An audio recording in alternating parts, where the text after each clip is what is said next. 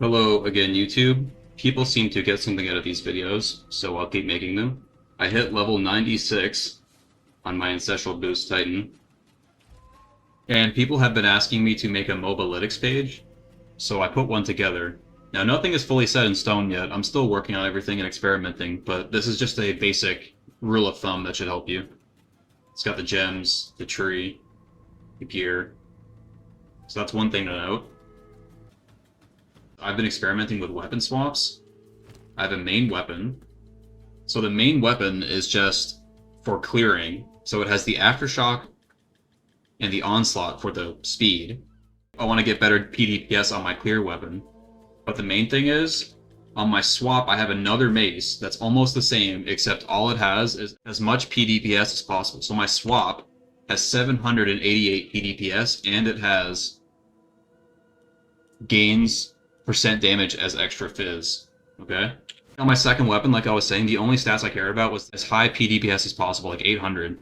So you'll notice I got stuff like increased totem placement speed, and I got stuff like leeches mana as leeches physical as mana. That was just incidental. I don't care about that at all. It was just a cheap mace. I paid like 10D for it, and it's 800 PDPS, and it has the gain percent extra as physical damage. I actually compared gain percent extra as fire damage, and I think for this build, when I'm playing, the extra physical is more damage. So I went with that.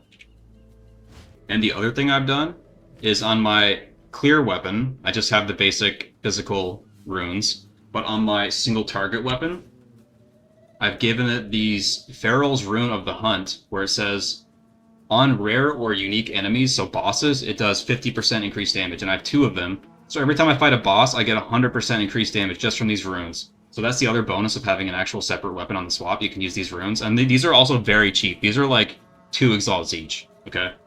I don't know why more people don't use that. And now on the skills, I basically make Leech Slam only use the primary mace because of all the Onslaught, the extra fizz, and the Aftershock. And everything else automatically, like Hammer of Gods, I make it use the second weapon. So whenever I do my single target, like rolling slams or anything, it will automatically use my second weapon. I know you can just use one weapon in both slots. There's an icon right there to make it work. But you'd have to get a really good weapon. You'd need to get a weapon that's like 800 PDPS with the Onslaught, with the Aftershock, with the extra fizz. You'd probably be spending like 60 divs on that. Or you can just spend 10, 15 divs on both weapons. Okay? So this is like the budget option. And when I search for a weapon, I actually don't want attack speed, so I go not increase attack speed. Why? Because I want my PDPS to come from the raw single hit. I don't want to have to attack fast to get the high DPS. I want every single attack I do to just be a giga hit. So if you don't get attack speed, it guarantees that the PDPS will just be from single hits. Because ideally, I just want to hit a boss one time, right? I just want to drop one Hammer of Gods and blow the boss up. I don't want to have really high, fast attack speed and have to like attack him over and over and over and over. So the way PDPS works is it takes your average damage calculated by the attack speed. So if you have really high attack speed, it'll look like you have high PDPS, but like you're only going to be using the Hammer of Gods once, so you don't really want high attack speed. So I will make sure to not get attack speed, right? And then I'll just try to get the highest PDPS possible without attack speed, because then you know that it's just one hit, you're getting that. So this one, so like I said, my single target axe, it's 800 PDPS, and it doesn't have attack speed, but it does have the extra fizz. The extra fizz is very nice. Gain 30% as extra fizz. That's quite a good chunk of damage. And I guess the elephant in the room, Giant's Blood. Why am I not using Giant's Blood? Well, there's a few reasons. One, you have to spend a bunch of points on the tree, probably, to get a lot more strength. I don't want to waste all the points. 2, you lose health. Okay. But the actual hidden cost of Giant's Blood is it massively increases the price of your weapon, and you lose good stats on your weapon. Why? Because your weapon needs to basically have reduced attribute requirements. Now here is a not even that good weapon. 760 PDPS. It has Onslaught and extra fizz, and obviously the +6, but it's 42 divines. Okay? And notice this doesn't even have any space for the Aftershock mod. So you lose a really good suffix. You either lose the Aftershock, you lose the Onslaught, You basically lose one of those, and your PDPS goes down, your clear speed goes down, and you have to pay way more. Look at the same axe without reduced attribute requirements. 6 divines, or 42 divines, you are paying that much more for the reduced attribute requirements. You got that? 7 divines. Here's the same weapon with no reduced attributes, and it has onslaught, extra fizz, plus 6, same DPS, 6 divines, 7 divines, 8 divines, 10 divines. Or you can be paying 42 divines and you can barely be able to find any axes because none exist. Because it's that much more niche, okay? That's like a big hidden cost to Giant's Blood. You have to pay way more for a worse axe, and you're also going to lose a very good stat like Onslaught or Aftershock. So with all of that in mind, you lose health, you have to spend a bunch of points for strength, basically. You get a way worse axe. Yeah, I don't really feel like it's necessary, especially considering I literally haven't died in a week with no shield. And I'm not even claiming this I'm like super tanky or like this is the most tankiest character or anything like that. I just, for whatever reason, I haven't died, so I haven't felt the need at all. I'm going for level 97, so we will see. So that's the weapon swap. Once you have the weapon swap, then I went to the tree, and you'll see I actually utilized these weapon swap things. So on weapon swap 1, which is like these red ones, like this red stuff, that's 1, and the green is 2. So on 1, I've just have it set for AoE and clear stuff. So anything like area of effect, aftershock, you know, stuff like that, attack speed, I have that only on weapon 1. And on weapon 2, I've removed the AoE stuff. I've removed anything that says AoE. And instead, for weapon set 2, I've just gone as much damage as possible. So on weapon set 2, I went up here, and I've just taken damage. Up here, I've taken damage, right? Like over here, I've taken empowered damage. Over here, I've taken 50% increased immobilized damage. So basically on Weapon Swap 2, you just remove anything that says AoE, and instead you get damage. On Weapon Swap 1, you get AoE, and you don't want as much damage. So I noticed that especially when you have high skill level, that blood magic actually hurts you quite a bit. If you just hold down the mouse button, your health does drain quite a bit. Now I've mitigated most of this, but before I did this stuff, my health was draining quite a bit. What I changed is, instead of going over this way and getting the melee damage, I went down this way and got the life regen. Regen. And yeah, just getting a little bit of leech on the tree, like 1% total, roughly. I feel it made hurting yourself with blood magic less worrisome, so that's one thing. Just try to let some people glance at it. And I will maybe update the Mobalytics with what I've done here, because I am absolutely nuking bosses. There's a question you could ask, why don't I stack as much armor as possible? And that is a good question. Like, my armor really has like 1,000. This doesn't have armor runes in it. I usually use +2 life runes. But yeah, the question is, why don't I stack as much armor as possible? Simple answer is because I simply haven't died, like I keep saying, so I just haven't felt the need to investigate that. Another reason is I just get a weird sort of satisfaction seeing how high I can make a life. It's kind of stupid, but that's what it is. The third reason is I feel like getting those 2,000 plus body armors like these. See? You can get like 2,000. You can get big armor. I feel like you only really start to feel the effects of that when you have this node on the Ascendancy. 50% more armor from body armor. When you get that, and when you have Scavenged Plating, the Spirit gem, I don't use those, so I feel like an in-between, a mix of both worlds, is to just get half that armor, but also get a lot of life, and also armor applies to elemental damage. But the basic ultimate reason is I just haven't died, and I haven't felt the need to look into it. But as soon as I start dying and can't do content I want to do, it'll be the first thing I look into is probably, you know, moving one of these over to this, and just getting a body armor with like 2,000 plus armor. But until then, until I start dying all the time, I just haven't felt the need, and this was very cheap. This body armor is very cheap. Life equipment is pretty cheap right now because everyone is doing the armor stacking. So that's one of the main reasons why I just haven't stacked as much armor as possible. I do stack as much armor as possible on the rest of my gear. Like I'm trying to get gloves with like 600. I'm trying to get boots with like 600. I'm trying to get a helmet with 900. That's good to do. But for the body armor, I just haven't felt the need. I'm not saying you shouldn't. You probably should. You probably should stack armor. You know what? You probably should come up and get this. Maybe drop one of these. Drop the life. Drop the aftershock. Get that. But for me personally, I just haven't died. So, you know, I just don't really feel the need.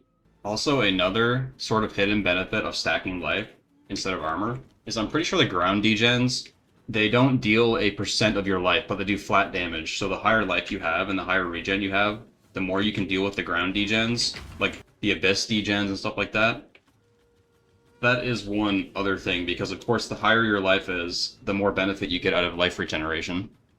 So just having lots of life and a decent amount of life regen, especially with Holy Descent, which gives you 5% life regen, having a lot of life further defends against the ground degens, whereas stacking armor does not. Armor does not affect ground degens at all.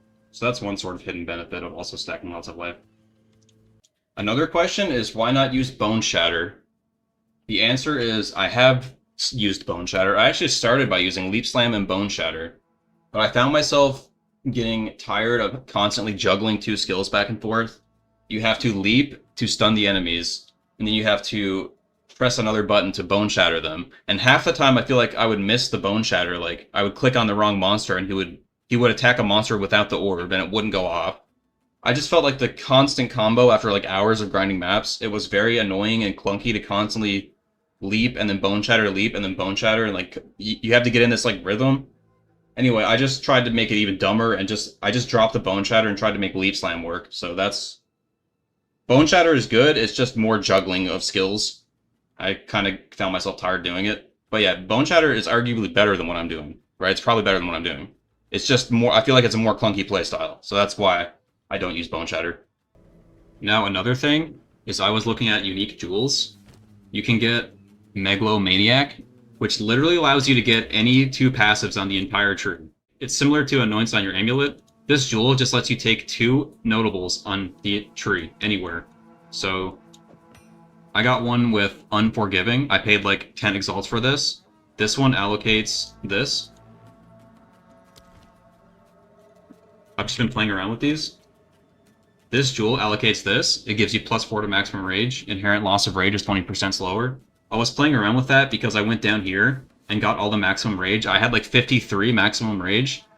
But after experimenting, I found getting your rage above 30 isn't really worth it. Because for one, when your rage starts going down, at 53 rage, it has a massive debuff on your health. It massively drains your health. The higher your rage is, the more your health drains with Berserk. So I feel after 30, your health just drains a lot when your rage is going down. And on top of that, realistically, most of the time, your rage isn't really going to be above 30 anyway. Like, maybe 25% of the time, your rage is above 30. So I feel like it's like 1, 2, 3, 4, 5. It's like 5 points of investment for 25% of the time you get more damage. I didn't really feel like investing into rage past 30 was that good. When your rage is at 30, you feel like you always have it, but past that, it doesn't feel like you really get the benefit of it. So I gave up on that. And instead, I started going with this one.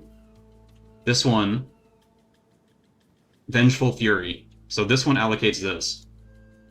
It gets 5 rage when hit by enemy, but it gives every rage increases your armor. So that's just 30% increased armor, and it gives you a lot of rage when you're being hit. So I thought that was decent.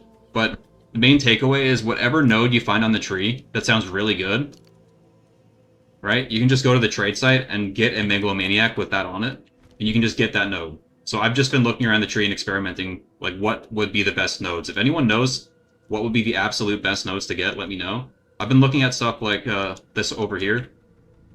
40% damage. Like, you can get stuff like this. 40% increased damage. It has reduced attack speed, though. Right? Like, you can get so much stuff. So that's one jewel. Another jewel I was looking at is Heart of the Well. This is just a jewel that lets you get general purpose stats. Like, you can get skill speed. You can get skill speed. You can get extra damage. You can get extra damage, skill speed. See?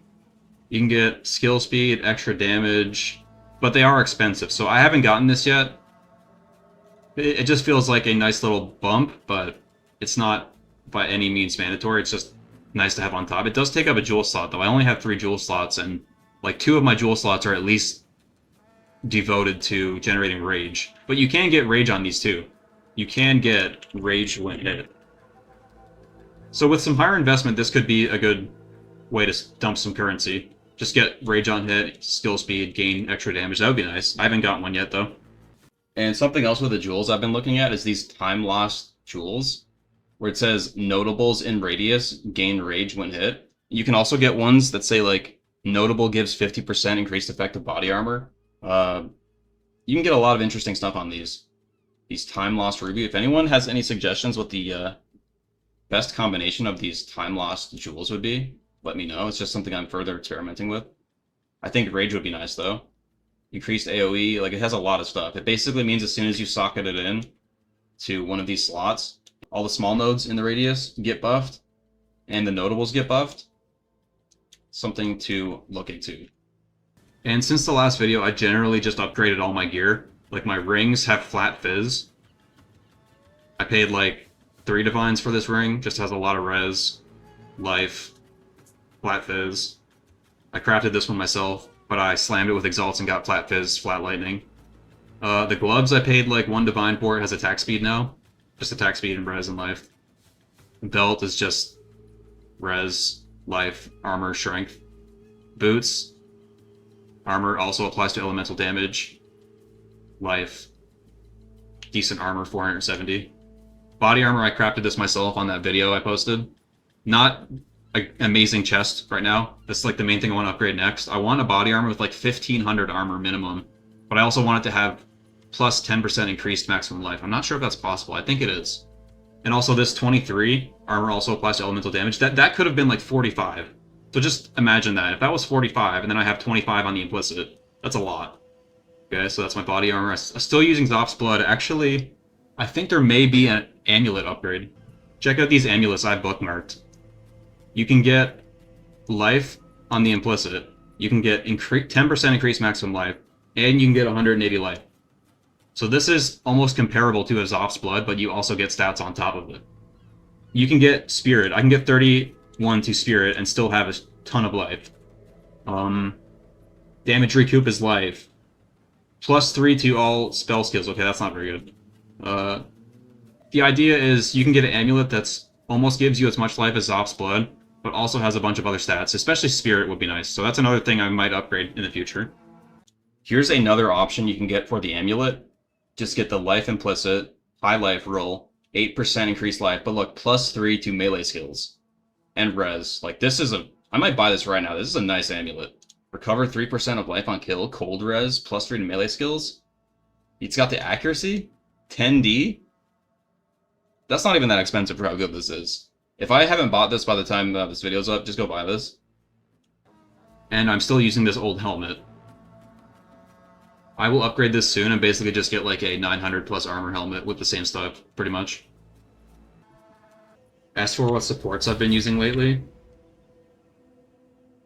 so since I got Aftershocks on my weapon after, that allows me to I can either drop this and get more defense. I still haven't died, so I haven't felt the need to drop this and go for this. So instead, what I've opted to do is I dropped the Aftershock gem from here. I used to have Aftershock 2. I dropped it for just something else. Like, I can put Momentum in here for 40% more damage. Or I can put, Holy Descent in there, if I have it here somewhere. I can put Holy Descent in there. There's Aftershock 2. So I used to use Aftershock 2. But since I have Aftershock on my weapon, I already have like 80% chance to Aftershock, which is high enough for me. So like I said, instead I can put Momentum in there for more damage. I could put Holy Descent in there for more survivability because it gives you 5% life regen. I could put Magnified Area in there for 45% more AoE. Alright. So basically, if you get Aftershock on your weapon, you have a free gem slot to play around with because you don't really need the Aftershock 2 anymore, because your chance is already pretty high. So I've mostly just been using momentum for the 40% more damage. And you can tell when momentum is working because there's like a green orb that goes around your character when you move a certain distance. I'll try to show it to you. See it? Yeah, so that's how you know that momentum is actually giving you 40% more damage. I also don't know why many people don't use this. All you have to do is move 2 meters, which is like basically this far. Right? See? Yeah. Like it's just 40% more damage for free. So I've been using that. On the Hammer of Gods, same thing. I put momentum on it. That's all the same. Forge Hammer, I 6th link. This one's pretty cool. Forge Hammer's the same, but on the 6th link, I put Ambrosia. You might think, oh, that's weird. Why did you put Ambrosia? Well, basically the way it works is you have a really high % chance to shock the bosses. And when a boss is shocked, it makes them take 20% increased damage from all of your attacks.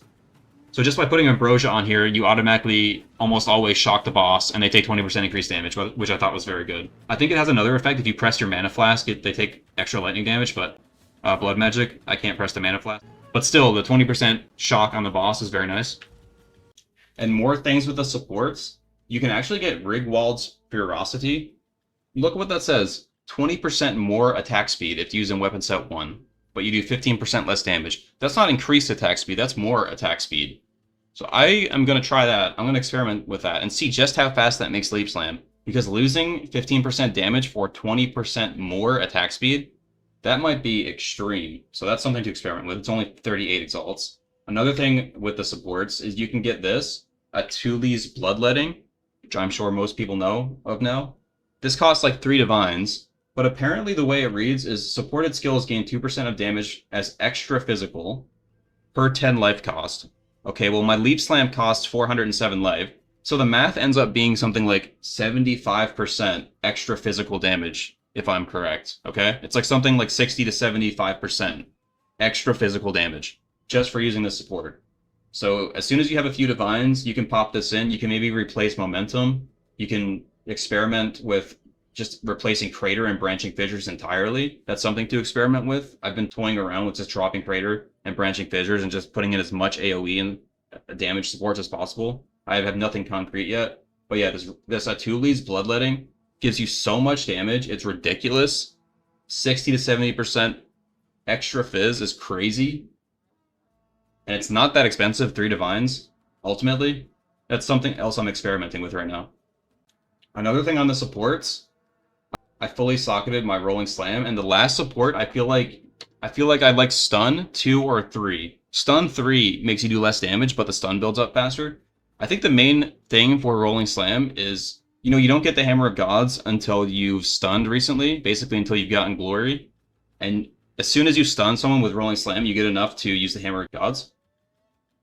So basically, if there's a boss and you don't have Hammer of Gods, you just want to stun them with Rolling Slam until you get Hammer of Gods. And the stun support, or even stun 3, which gives you way more, but like I said, lowers your damage, might be something to toy around with. That's what I'm trying right now. And I thought of putting Rage on the Leap Slam, the Rage support, which gives you 5 Rage per attack on Leap Slam. But I'm not really sure it's that good, because like I said, I still don't feel like it's worth going above 30 Rage. It does hurt you quite a bit when the Berserk goes down, when the Rage goes down. You still probably want to have 1 jewel dedicated to Rage generation, like this.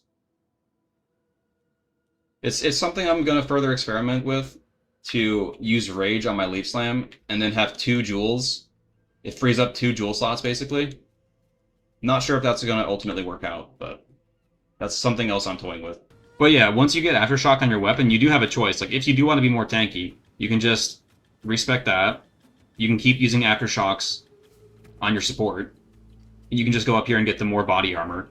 And then you can start wearing like a 2000 armor body armor and stuff like that. And you can really feel the effects from that. But like I said, I already feel pretty tanky. My life is pretty high. I don't get 1 hit, so no issues so far. I've been asked a bunch how I leveled, like how did I get through the campaign. Honestly, I didn't have any sort of build figured out until I got well into the end game. For the campaign, I literally just did Rolling Slam the entire time. Like this. The entire campaign. I put like faster attacks and magnified AoE, magnified effect on Rolling Slam. and I just went and got, like, you know, damage. I just typed in damage. I just, like, came over here. Well, the very first thing I did is I would go life regen, and I would go get the life regen, get the life regen. I'd come down here, I'd get all this life regen. Because I feel like in the campaign especially, life regen super carries you because you're doing a lot of boss fights, and your flasks are going to run out. And when you have enough life regen, it feels like you just have a permanent flask keeping your life up. So just rush to get all the life regen over here. Get that. Then I went down and got damage. You know, I just went over. Increase damage when immobilized. I would just use Rolling Slam and try to stun the boss as fast as possible. And then once he's stunned, you would do Giga damage. So yeah, like, especially this thing over here too. 40% increased melee damage against heavy stun. I would just get damage and heavy stun stuff. And life regen. That's basically all I did for the campaign.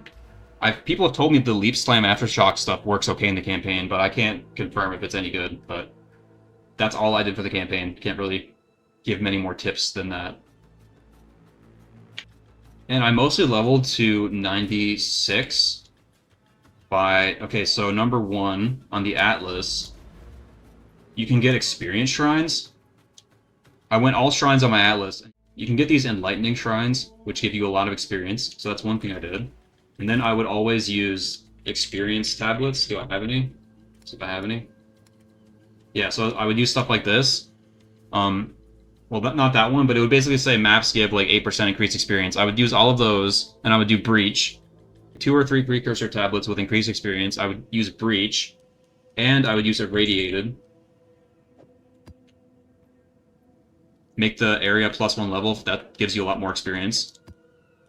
So all 3 of those things give you a nice experience boost. And actually, another thing you can do is, do you remember in the interlude, this place over here, you get to pick a bunch of buffs? Well, one of the buffs you can pick over here is 5% increased experience. You do get some penalties, like less movement speed, and you get like 15% less defenses and stuff. Well, that's actually another way to stack even more experience gains. And finally, what I did for experience is to make sure I'm using one of these. So in the worst case scenario, if you do die, you don't lose that much experience. You prevent 75% of experience loss. And you might as well use one of these at the same time, because you can buy like 10 of them for 1 exalt. This makes it so when you're low life, it automatically just heals you. It usually won't save your life, but it might save your life, and it's so cheap that you might as well just use it. Those 2, Omen of Amelioration and Omen of Resurgence, will save you in the worst case scenario. As for the charms, it's just really basic. I just have Cannot Be Frozen, 30% chance to gain a charge when you kill enemy. I have Cannot Bleed, also gains charges. I have Cannot Be Slowed, and gains charges. Those are the most impactful ones. I know there's a bunch of unique charms, but I haven't really played with them that much. If there's any really amazing ones, let me know which ones. Here's a random boss I recorded. I don't know if this is an especially impressive or challenging boss. It was in like some special abyss place. I didn't even have to use the hammer. I just rolling slammed for a second and he died. Let's count. 1, 2, 3, 4. It's like under 5 seconds. I didn't even use the hammer. I used rolling slam. Now that's probably not even an impressive boss, but like, I'm just saying, even if you don't use the Hammer of Guns, the rolling slam is doing a lot of damage. And I guess I will run a quick 6-in-1 map. Okay. Okay, here we go. Here's the map boss. Map boss and +1.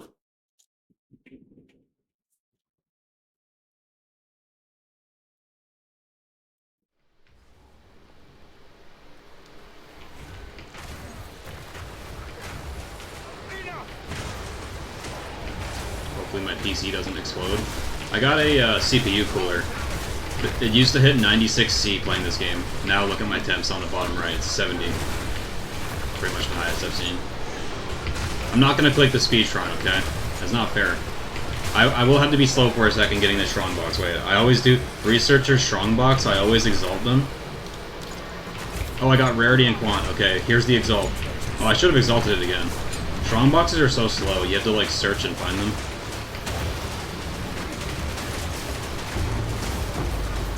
Oh shit, level 19.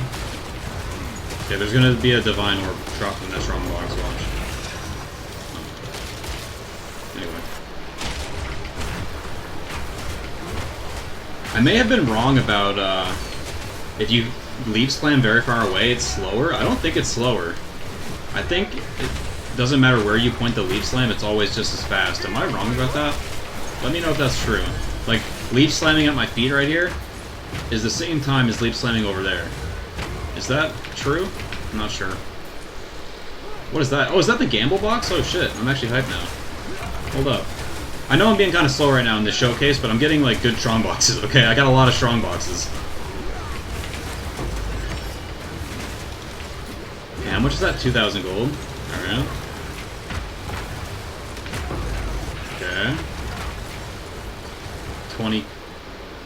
20k gold.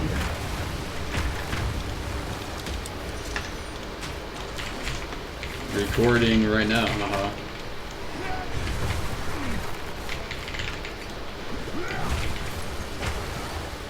200k. All right, I'll do the 200.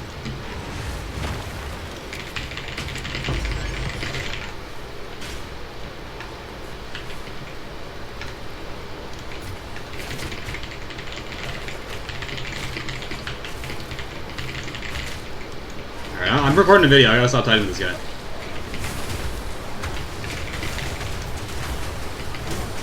Apparently that's one of my viewers on YouTube. Alright. What's up, dude? Here's an abyss. Look, I only have, what, 2.7k? I'm not wasting it all in the gamble box, alright? I'm not doing that for YouTube.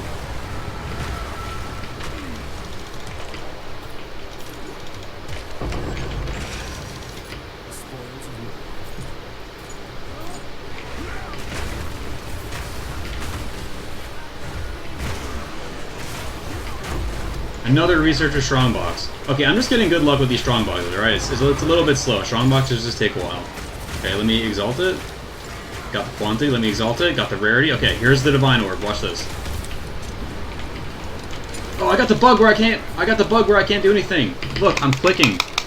Okay, listen. There's a bug with Leap Slam where it'll just randomly break your game. You can't even dodge roll. You can't jump. You can't do anything. It just disables all of your controls. Like, I will click the mouse in the microphone, and you will see I'm not doing anything. I can't roll.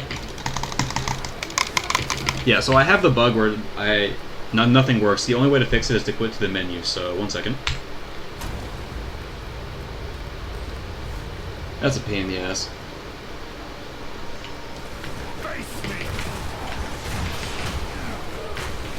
Can I get a divine orb for my troubles? Wow. That really trolled me.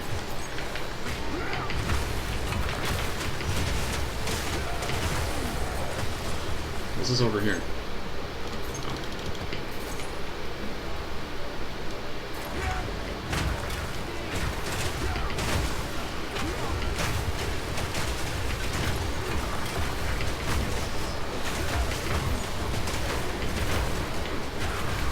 Look, I'm not saying it's Deadeye fast, but it's fast enough for me. I've spent probably 25 divines. I would say like 25 divines investment. Okay? I could get so much more skill speed, it's not even funny. I could easily get like another 30% attack speed, skill speed. That's the main limiting factor at this point.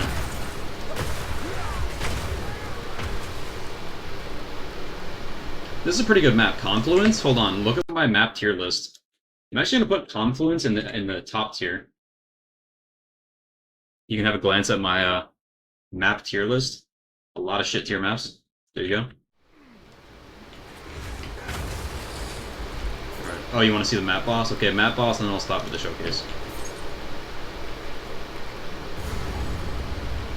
Hopefully he doesn't have forced immunity phase.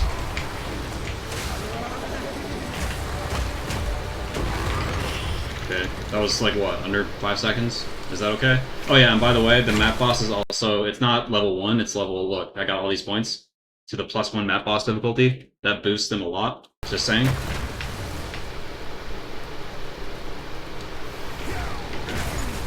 Come here.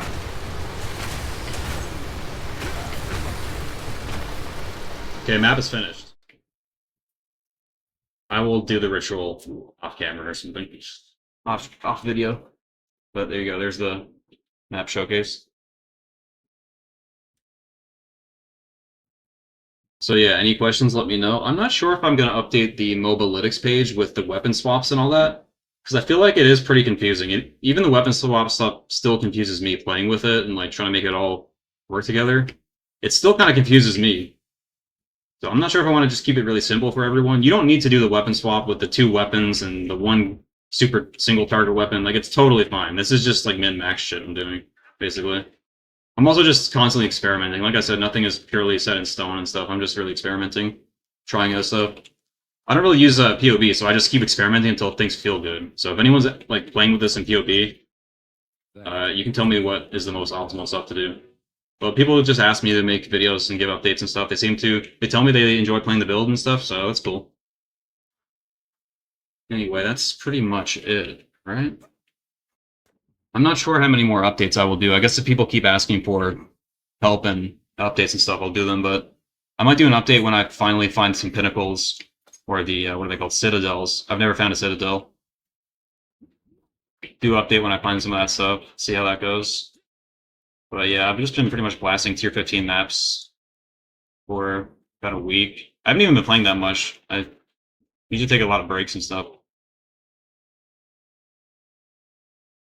Yep, that's it. Any questions, let me know.